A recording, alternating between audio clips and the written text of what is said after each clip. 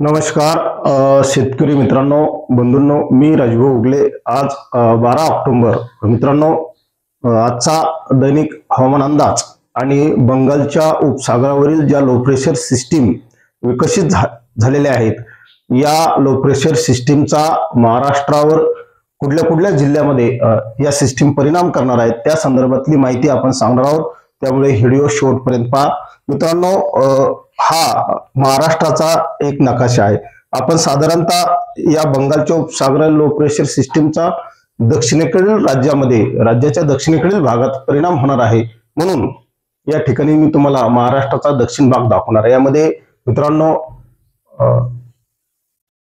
गडचिरोली, चंद्रपूर, भंडारा, गोंदिया या भागात, या जिल्ह्यांना या सिस्टीमचा इफेक्ट होईल।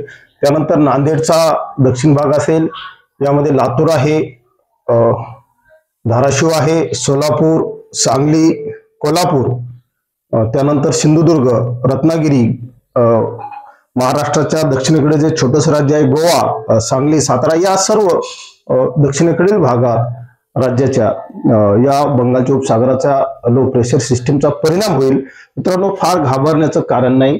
बऱ्यापैकी राज्यावरील हे संकट काही प्रमाणात कमी होत आहे, कारण ही प्रणाली अतिशय दक्षिणेकडून तामिळनाडू, आंध्र प्रदेश आणि केरळ या राज्यातून जात असल्या कारणानं त्याचा परिणाम म्हणून महाराष्ट्रातल्या या दक्षिणेकडील भागामध्ये इफेक्ट होणार आहे।